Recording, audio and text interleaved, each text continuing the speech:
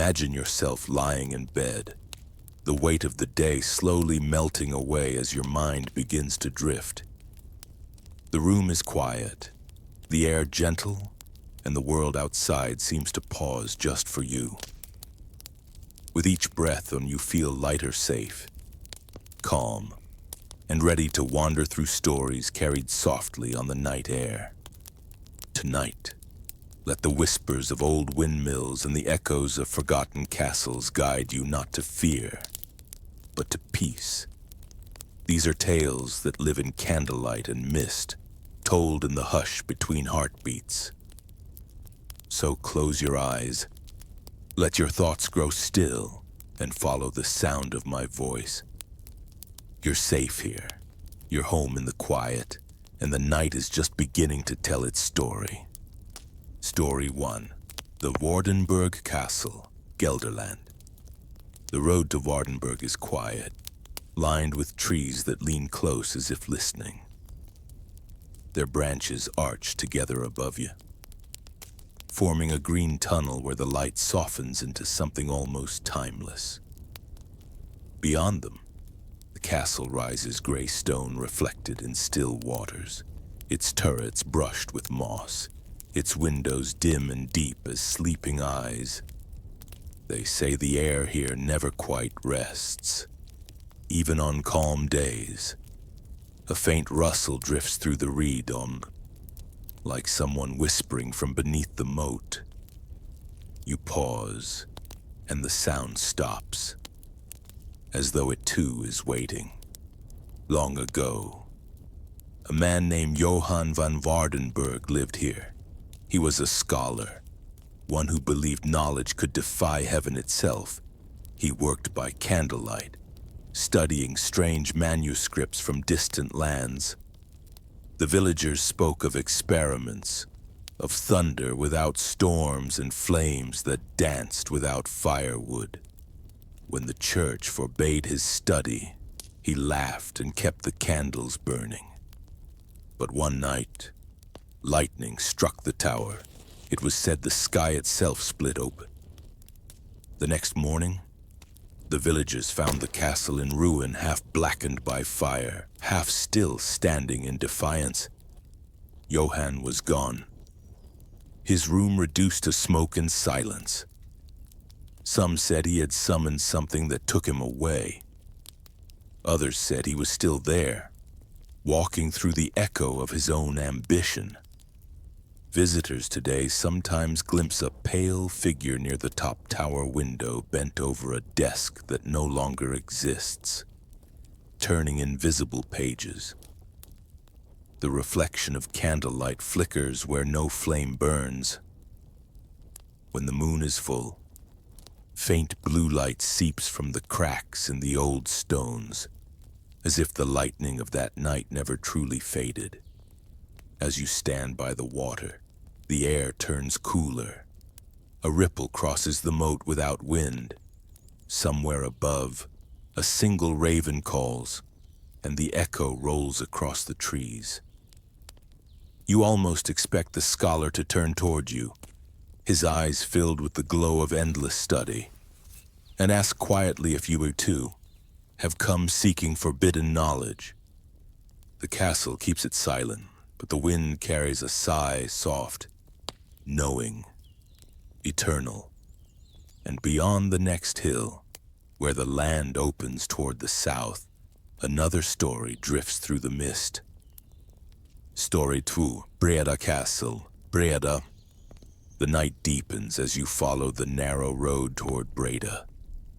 The air is cool and damp, filled with the faint hum of insects and the distant toll of midnight bells.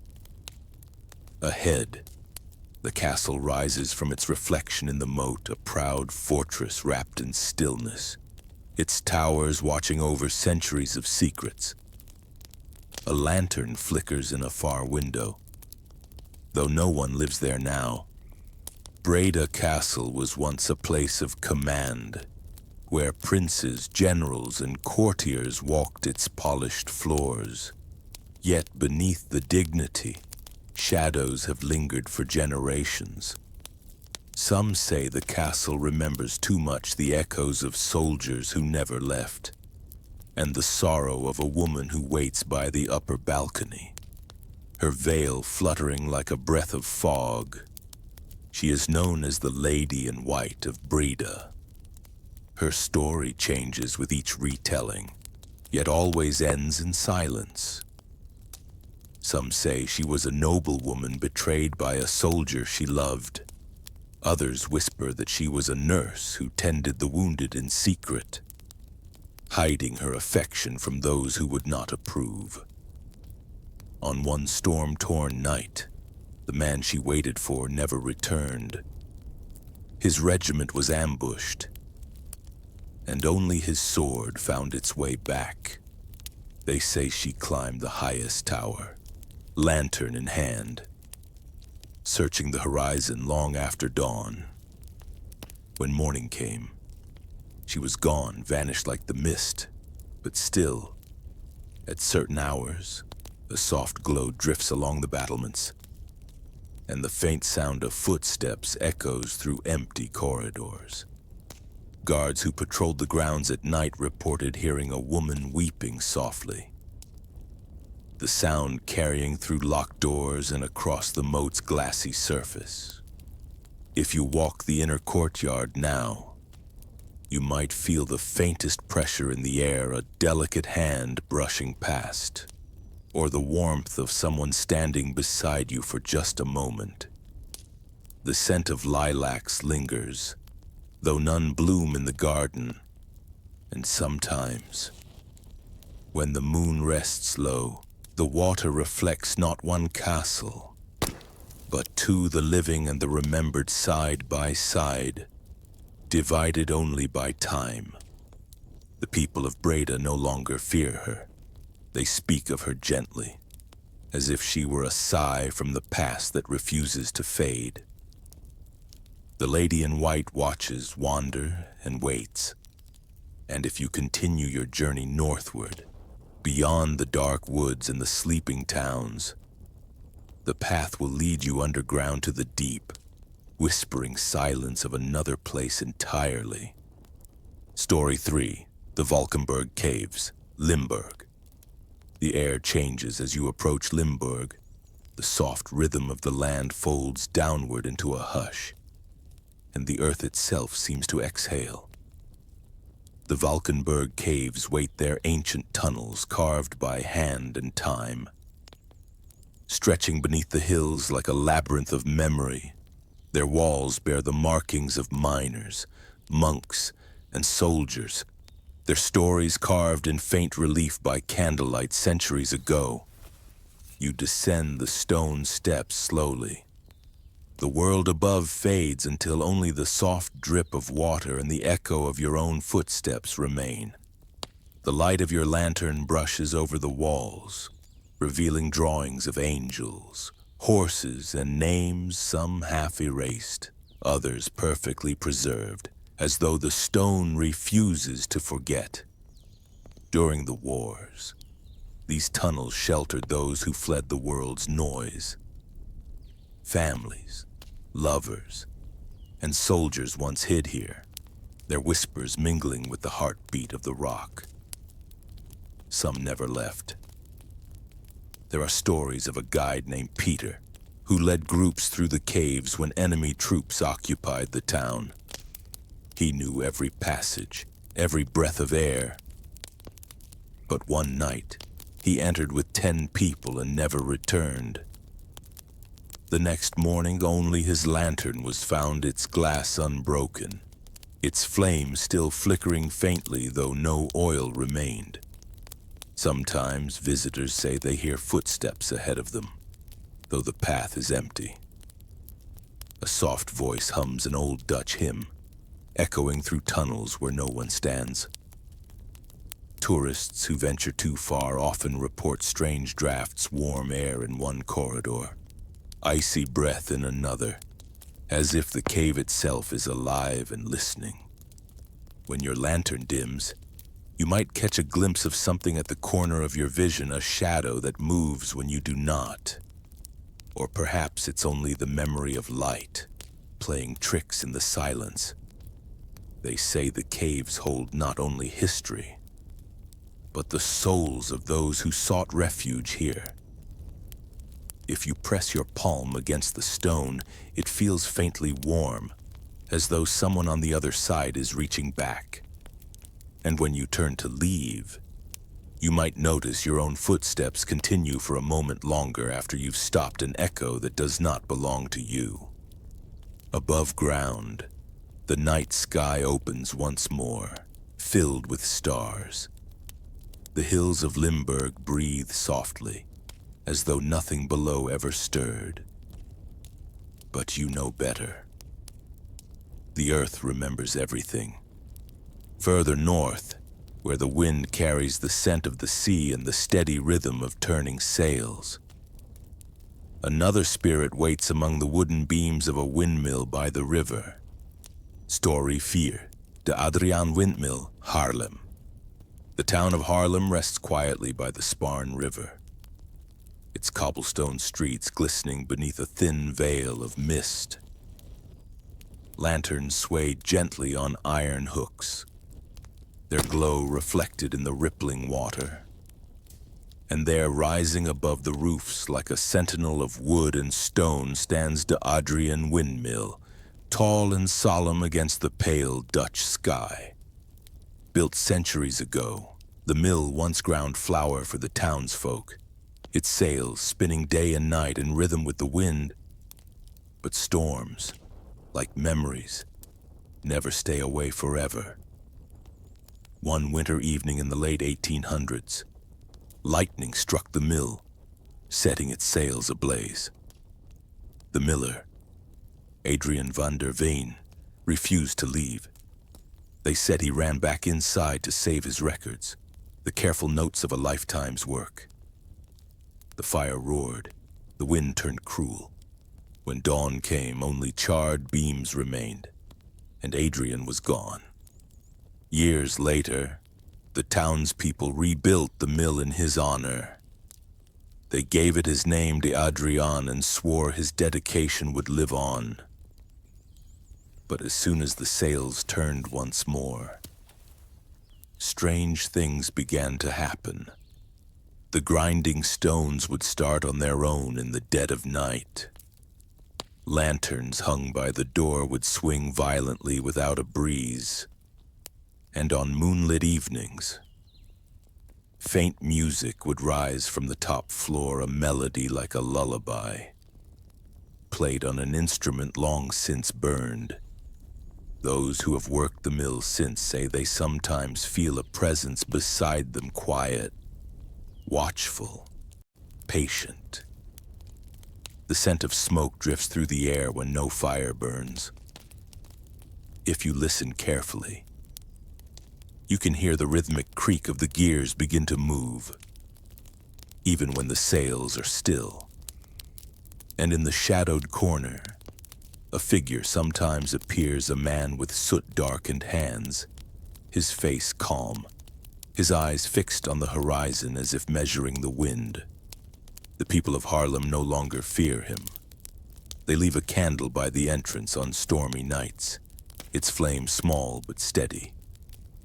The windmill stands proud again, its sails cutting through fog and moonlight, whispering to the river below.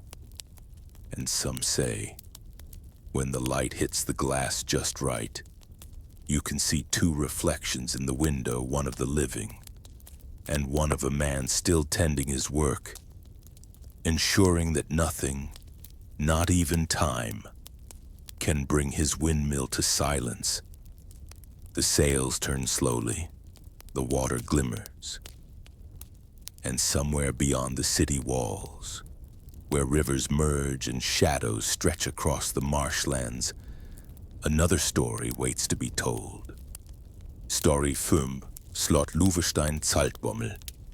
Mist curls over the river wall like breath upon glass. The fortress of Slot Loevestein stands upon its small island, wrapped in reeds and reflection, where water meets stone in a whisper. Its walls rise tall and patient red brick weathered by centuries. its turrets softened by moss and rain. It was built for war, but it remembers silence. The cannons are long gone.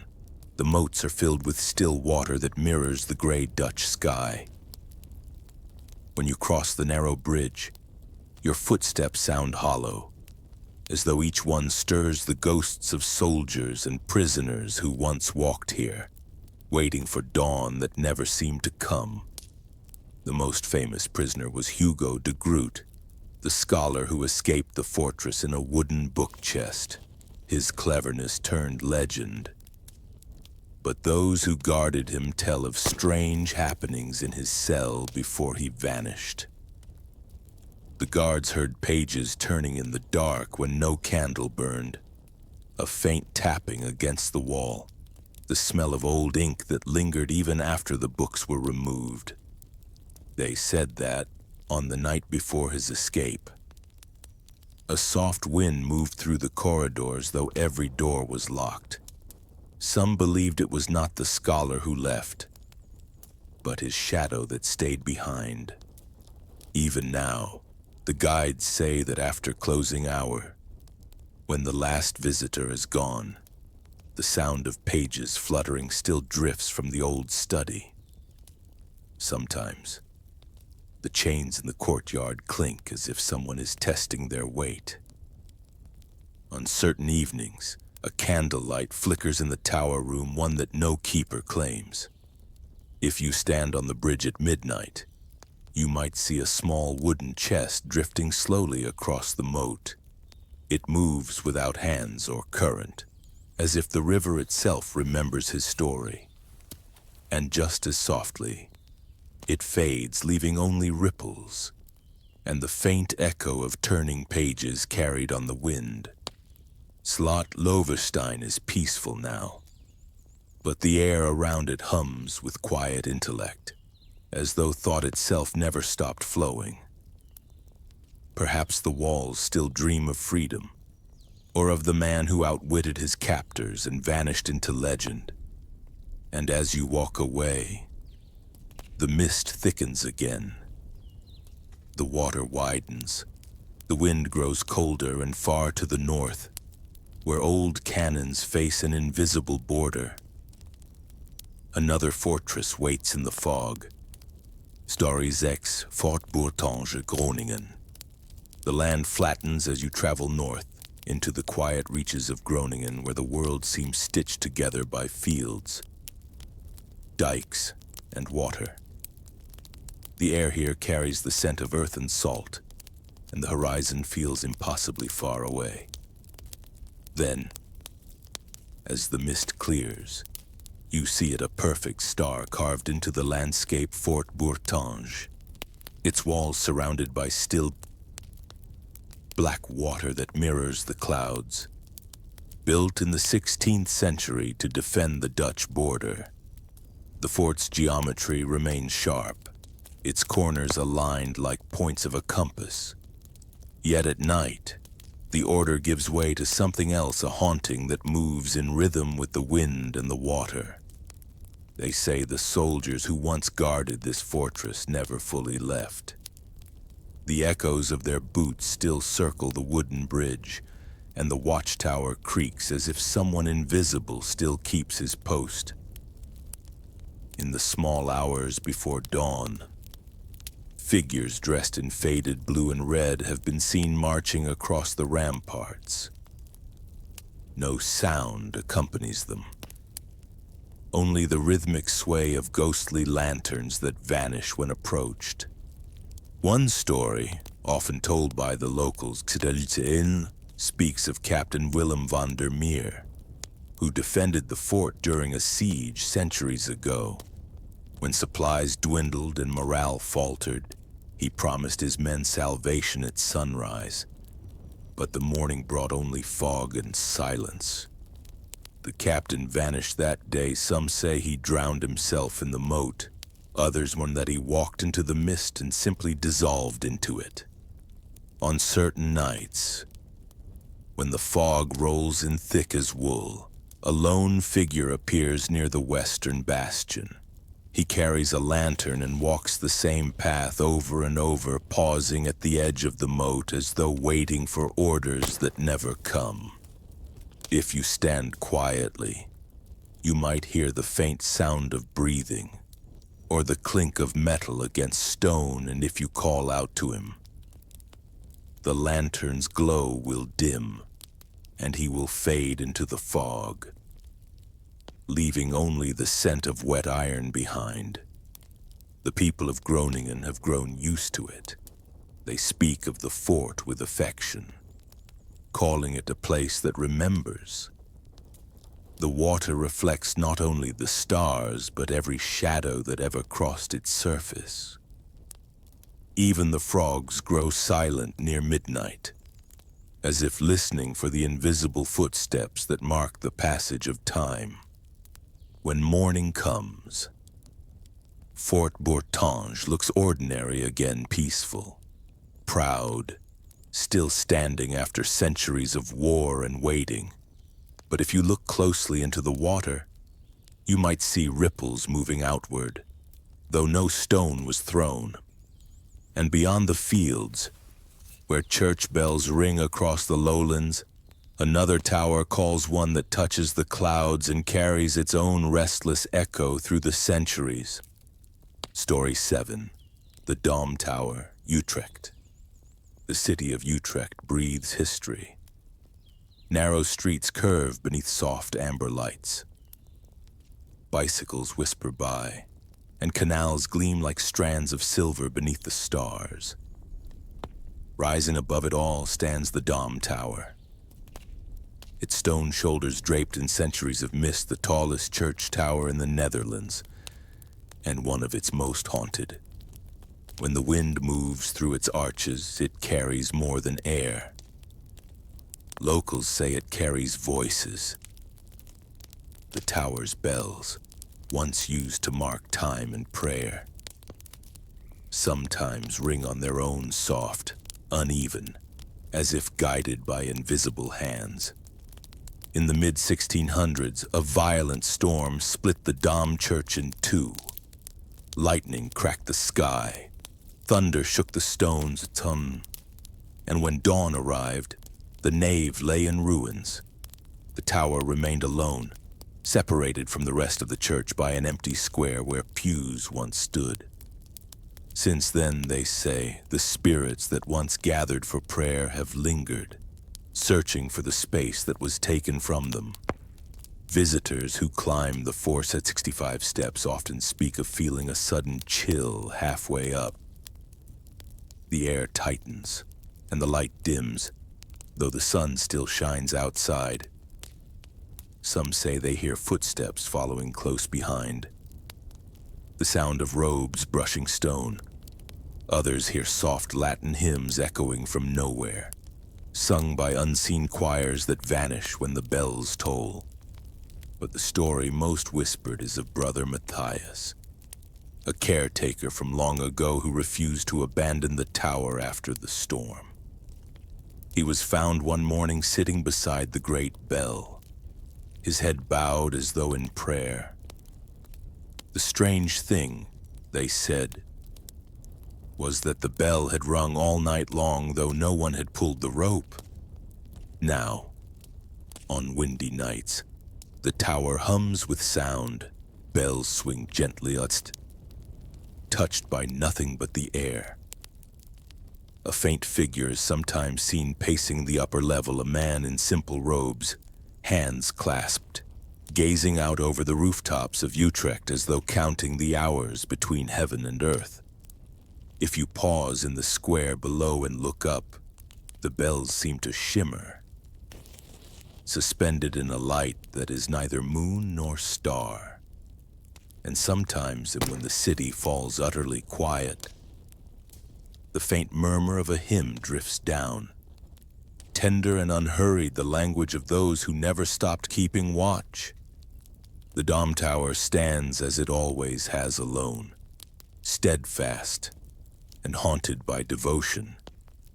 Its shadow stretches across centuries, touching the water, the stones, the silence.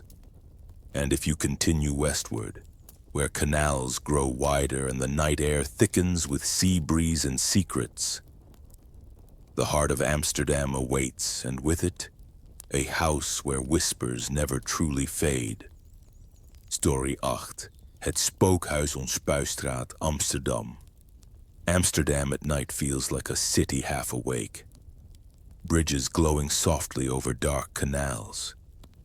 Bicycles gliding by like ghosts on wheels, and water reflecting the rhythm of passing clouds. But on Spuistraat, where the old buildings lean close together as if keeping secrets, stands one house that even the locals lower their voices to mention. They call it Het Spookhuis, the haunted house. It looks like any other canal home, narrow, elegant, its windows framed in white, its reflection trembling in the water below. Yet something in the air feels different here, a stillness that doesn't belong in a living city.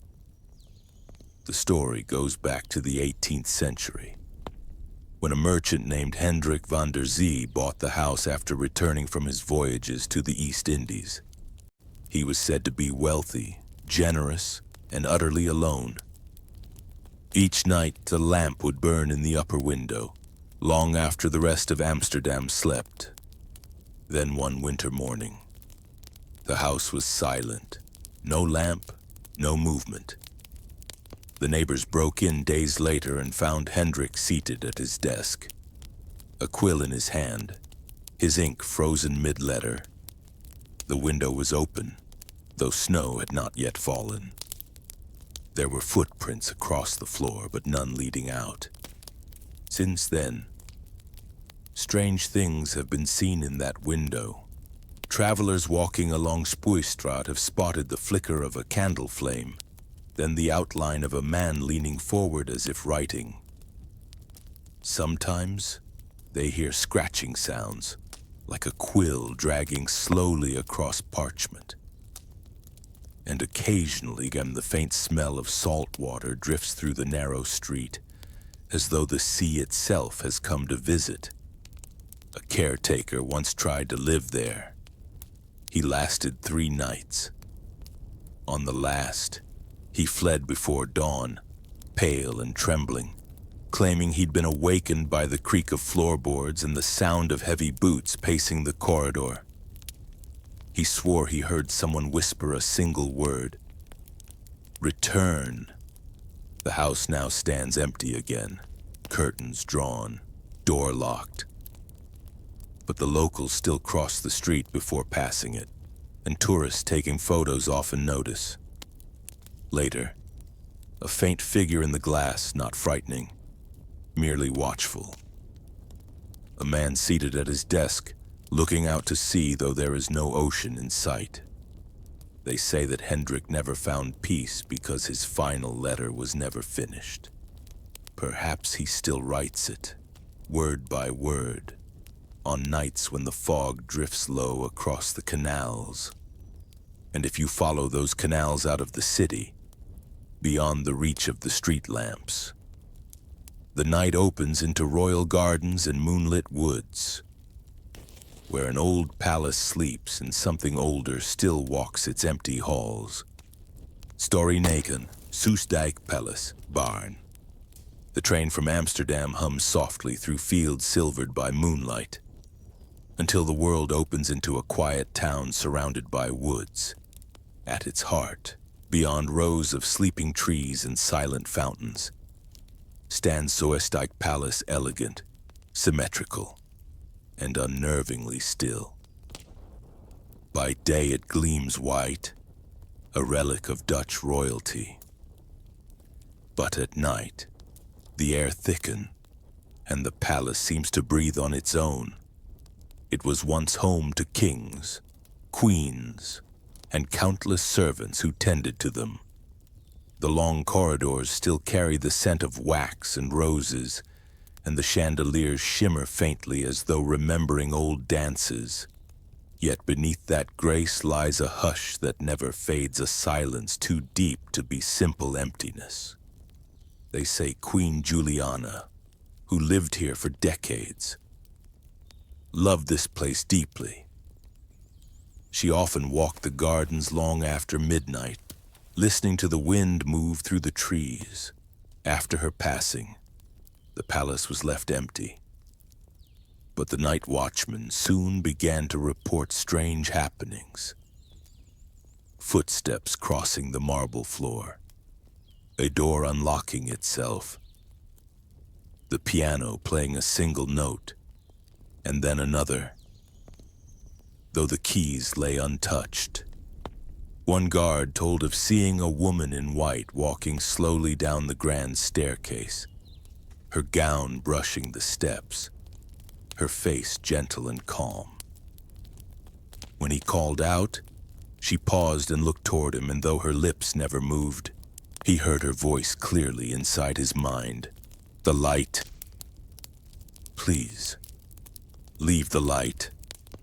Since then, the palace staff keep a single lamp burning in the entrance hall every night.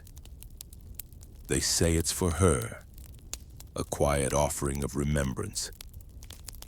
The light glows golden against the glass, and sometime in its reflection, a second lamp appears beside it, one that isn't truly there.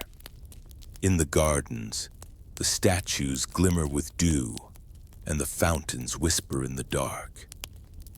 Those who walk there alone often feel a gentle hand brush against their sleeve, as though someone has fallen into step beside them. Not menacing, only present, watching, waiting for a world that has already drifted away. The palace stands in perfect order, frozen in time, wrapped in the fragrance of lilac and dust. But when the wind sighs through the tree, it sounds like soft laughter, the echo of a queen who never really left her home. And as the morning fog curls through the hedges, you turn toward the west, where bells toll faintly from a cathedral's tower. Another place, older still, is waiting, a church where the past hums quietly beneath stained glass and shadow. Story 10, Breda's Grote Kerk, Breda. At the center of Breda, the Grote Kerk rises like a dream carved from stone, its spire reaching higher than any nearby building, its shadow stretching long across the square. During the day, its beautiful sunlight spills through the stained glass, and the organ hums softly, echoing in the cool air. But when the final tourist leaves and the doors close for the night, something changes. The air thickens, and the church seems to wake. The story begins centuries ago, when the church was still young. A mason named Tobias worked on the bell tower. He was meticulous, proud of his craft, and loved the music of the bells more than anything. One evening, while adjusting the ropes high above the nave, he slipped. He managed to catch himself on a beam, clinging desperately as the bells above began to ring, tolling out the very sound he adored. When the townsfolk reached him, he was gone. Only the echo of those bells remained, drifting long after the ropes had fallen still. Since then, the tower has been called the musician's grave. On nights when fog fills the square, people passing by swear they can hear the bells ring faintly, even when no hand moves the ropes. The tones are soft, hesitant, like someone practicing alone. Inside the church, the candles flicker to life, though no one has lit them, and faint shadows move along the aisles, pacing between pews as though waiting for a congregation that will never come. One caretaker spoke of hearing gentle humming echoing from the rafters late one evening. He looked up and saw a faint figure perched high among the beams, a man in dusty clothes, smiling faintly as he reached toward the ropes. The moment their eyes met, the figure dissolved into light, and the bells began to chime. The people of Breda no longer fear their church. They speak of Tobias with affection, the craftsman who still plays his invisible instrument. Sometimes, during weddings or midnight masses, a single bell will ring out softly, out of rhythm, like a note of blessing from somewhere unseen. If you stand beneath the tower and listen closely, you can almost hear the slow heartbeat of the stone itself, the pulse of centuries layered with prayer and memory. And as the sound fades, you realize that the music never really stops. It only lingers, waiting for another listener. Beyond Breda's glowing windows, the night stretches on. The land dips south toward Limburg, where castles lie beneath a haze of rain and time, their halls filled with the sighs of forgotten nobility. Story 11, Hoensbroek Castle, Limburg. The road to Hoensbroek Castle winds through meadows and trees that seem to lean closer with every turn, as if guiding you towards something ancient. When the castle finally appears, it rises from its moat like a memory too large to fade, towers crowned with slate, windows glinting faintly under a veiled moon. The reflection on the water trembles, as though the castle itself is breathing. They say Hoensbroek has seen every kind of life nights: lords, musicians, and servants, celebrations that lasted until dawn, and sorrows that never left its halls. But among its many stories, one stands apart, that of Lady Matilda van Hoensbroek, the woman who still walks the corridors when all else has gone silent. Matilda was said to be the last of her line to live here. When her husband left for war, she waited faithfully, lighting a single candle in her chamber window each night. Seasons passed. The servants whispered, urging her to move on, but she would only smile and say, "The light must stay, he will find his way home." One winter evening, snow fell heavy across Limburg. The moat froze over, and the castle seemed suspended in time. A messenger arrived, bearing the seal of her husband's regiment. She read the letter, set it down, and quietly extinguished her candle. No one saw her again. When the servants entered her chamber the next morning, the window was open, and her footprints led across the frozen moat, stopping halfway, where the ice had not cracked, but the snow had melted in a perfect circle. Now, centuries later, that chamber is still known as Matilda's room. At night, a soft glow appears in the window, not firelight, but something cooler, like moonlight captured in glass. Those who sleep nearby hear footsteps pacing slowly between the walls. The scent of lavender drifts through the air, faint but unmistakable. Some visitors say they've seen her figure reflected in the mirror, a woman in pale blue, her face calm, her eyes distant, as though still waiting for someone who never returned. The castle has been restored, its halls filled with life again. Children's laughter echoes where silence once ruled, but even during daylight tours. Guides sometimes pause mid-sentence, their gaze flicking upward to the very window where a ghostly candle still burns against the morning sky. Hoensbroek is beautiful in its melancholy. The walls hum softly, like an old melody remembered but never finished.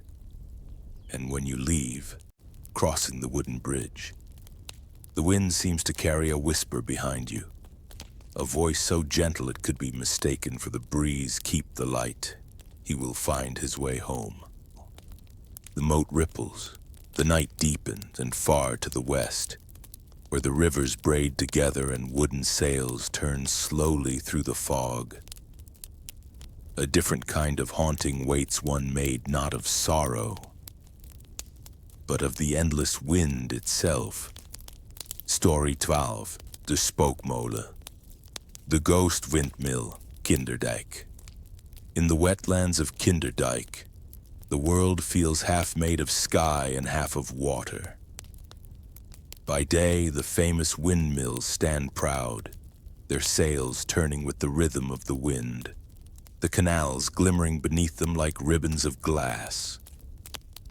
But when the sun sets, the land becomes another world entirely quiet, endless, silvered by moonlight and mist. It's here, among the rows of windmills, that one stands slightly apart from the rest. The locals call it De Spookmolen, the ghost windmill. No guide will point it out to you directly. It's not on any tourist map. But those who live nearby can tell you exactly which one it is, the mill whose sails sometimes turn when there's no wind, and whose windows reflect a light that isn't there. Long ago, a miller named Peter Clammer worked there with his wife and daughter. They were known for their kindness, for keeping the mill running even through the harshest storms. But one autumn night, when the river swelled from days of rain, disaster came silently. A dike broke, flooding the land. The water rose so fast that no one could reach the mill in time. In the morning, and when the floodwaters calmed, the building still stood. But the Clammer family was gone. The villagers buried what they could find and left flowers by the water. Since then, the windmill has never kept still. On calm nights, its sails creak softly, turning against the air as though moved by unseen hands. Lights flicker inside, and the faint smell of burning oil drifts across the reeds. Travelers walking the dike say they've seen a woman standing in the doorway, her dress wet and glistening, her face pale as the mist. She never moves, never speaks, but her gaze seems fixed on the dark horizon where the river meets the sky. Sometimes, the sound of a child's laughter ripples through the night, so faint it might be mistaken for wind. And when fog covers the land thickly enough, a second windmill appears beside the first, a reflection, they say, of the one that drowned long ago. The locals leave the place untouched. They say that as long as the Spookmolen turns, the water will stay calm, that its restless spinning keeps the flood at bay, a promise between the living and the lost. If you walk there at midnight, you'll hear the sails moving slowly overhead, their rhythm like breathing. You might even glimpse a small lantern glowing near the door, its light trembling but unextinguished. And if you whisper a quiet greeting, the sails seem to pause for just a moment, as though the wind itself is listening. When dawn returns, the fog lifts. The other windmills stir awake, and De Spookmolen stands still once more, innocent and ordinary beneath the rising sun. But if you look closely at the water, you'll see ripples forming in a perfect circle, as though someone beneath the surface has just reached up and touched the light. And from there, following the coastline north, the sound of the sea grows louder, waves striking stone, gulls calling through fog, until a lonely lighthouse comes into view, its beam cutting through both storm and silence. Story 13, the Scheveningen Lighthouse, The Hague. The sea at Scheveningen never truly sleeps. Even when the town rests under moonlight and the waves move softly against the shore, there's a pulse beneath the surface, a quiet, rhythmic breathing that seems to belong to something older than the tide itself. And on the edge of the dunes, the lighthouse stands tall, red, and solitary, its beam sweeping endlessly across the dark water. It has been there for over a century, guiding ships home through storms and fog. Yet the sailors say it also guards the lost, those who never returned. They call the light De Waker the Watcher. The legend begins with Lena Vermeer, the keeper's daughter. Her father tended the lamp faithfully, never missing a single night. Lena grew up listening to the sea, learning to read its moods like others read books. One winter, her father fell ill, and the storms came harder than ever. When no one else dared climb the tower and Lena took his place, she kept the flame alive for days. Though the wind howled and salt spray froze against the glass, on the fifth night, a ship appeared or seemed to.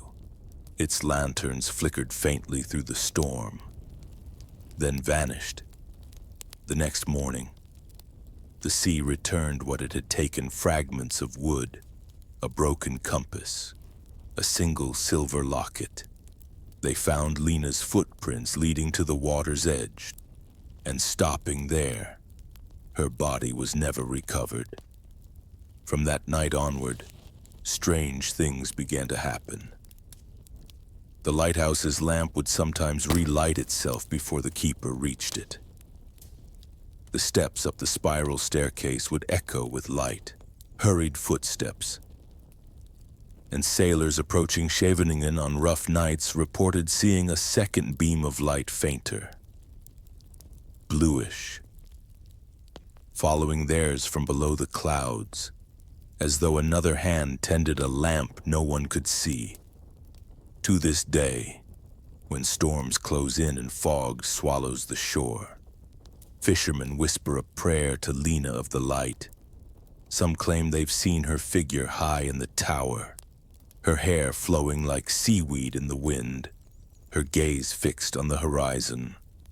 They say her spirit keeps watch, guiding not ship, but souls, the lost sailors who drift forever between sea and sky. If you stand on the beach at midnight, the waves glimmer faintly, lit by more than moonlight. The air tastes of salt and sorrow, and the wind carries a low hum, the kind that sounds like both a hymn and a heartbeat. The lighthouse stands unwavering, and its light turning in slow circles across eternity. And as you turn inland, away from the sea's whispering reach, the landscape darkens into forest and fog. Among the trees stands another place, one that hides its stories behind ivy-covered walls, and the steady echo of footsteps long departed. Story 14, Eerde Castle, Ommen. The road to Eerde Castle winds through forests that seem older than the world itself. The trees stand like watchmen, their trunks draped in moss, their branches whispering softly above you. When the fog thickens, the castle appears half hidden, reflected in a moat still as a mirror. Its towers rise from the mist like a memory trying to take form. By day, Eerde is serene, a stately manor surrounded by open meadows, a place once filled with laughter and music. But the nights here are quiet in a way that feels heavy, as though the earth itself is listening. Long ago, the castle was home to Frederick van Pallandt, a nobleman known for his kindness and for the grand feasts he held for the people of Ommen. Among the servants was a young woman named Anna, who cared for the candles and kept the fires lit. She adored the castle's warmth, its music, its life, until one stormy evening, when the Lord vanished. His horse returned alone, its saddle wet with rain, its eyes wide and frightened. They searched the forest for days, but found nothing. Only Anna claimed she still heard his footsteps in the hall each night, a faint, steady rhythm that stopped outside her door. She began to leave a candle burning on the windowsill. whispering to it softly, "You'll find your way home." When she grew old, she stayed in the castle as its caretaker, tending the empty rooms as if they were still filled with guests. After her death, the new owners found hundreds of candle stubs stored carefully in the basement, melted into small pools of wax like frozen time. And still, on cold nights, one window glows even when no one lives inside. Visitors who spend the night in the upper room sometimes wake to a soft knocking, gentle and patient. The smell of beeswax lingers in the air. Some claim they've seen a flickering light move slowly along the corridor, a small flame floating in darkness, guided by an unseen hand. When it passes, the air feels warm again just for a moment, as though someone has walked by carrying the memory of home. The people of Ommen call her de Wachter van Eerde, the Watcher of Eerde. They believe she still lights her candles for those who are lost, guiding them, as she once hoped to guide her lord back. And perhaps in her way, she succeeded for some times just before dawn. Two sets of footsteps can be heard crossing the bridge together. The moat reflects the first gray shimmer of morning. The forest sighs, its mist beginning to lift. Yet somewhere, deep in those woods, another castle lies hidden smaller, lonelier, and far more secret. Its walls keep a quieter story, one of solitude, of waiting, and of a woman who chose silence over farewell. Story 15. Drakensteyn Castle, Lage Vursche, nestled within a circle of ancient forest. Drakensteyn Castle feels less like a building and more like something the woods dreamed into being.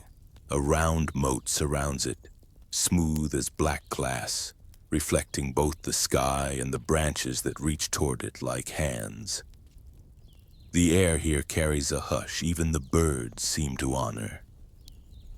It is a place of stillness, not eerie, but sacred. For centuries, the castle has belonged to Dutch royalty. But long before that, the land itself was said to be bewitched.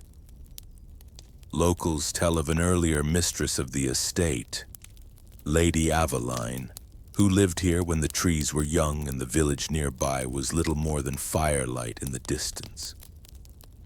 She was known for her gentleness and for her solitude. Her husband, a knight, rode off to war and never returned. Unlike others who grieved, Aveline did not weep. Instead, she began to speak softly to the forest, leaving offerings by the water candles, ribbons, and lilies, saying she was keeping the gate between worlds open, so he could find his way back through the dark. When she died, the moat froze for the first time in living memory, and a soft mist covered the woods for 7 days. Since then, on certain nights when the fog returns and the moon glows pale through the trees, a woman in white is seen walking the circular path around the moat. She carries a candle that never flickers, and though her lips never move, the air hums faintly with the sound of her voice, low, melodic, and filled with longing. The caretakers of the modern castle sometimes find that candlelight in the windows, even when the rooms are empty and locked. Guards on night patrol have followed the reflection of a flame moving up the staircase, only to find nothing there, nothing but the faint scent of lilies and the quiet echo of footsteps on stone. Some believe the spirit of Lady Aveline watches over the castle, protecting it. Others say she waits still, not for her knight, but for anyone who will remember her story. On winter nights, when frost glitters on the water and the wind barely stirs. The surface of the moat sometimes ripples gently, rhythmically, as if two unseen figures are walking together, hand in hand, just beneath the surface. Drakenstein feels alive with that presence, not haunted by fear, but filled with a strange peace, the kind that comes from waiting too long and finding beauty in the waiting. The trees lean closer, the air softens, and the candle in the distance burns steadily on. Now the night grows quiet again, the stories fade, and the world rests in silence. The castles, the windmills, the rivers all return to their endless dreaming. And you can rest too. Let your thoughts drift away with the mist over the Netherlands, where every shadow remembers, and every whisper carries a story home. Good night.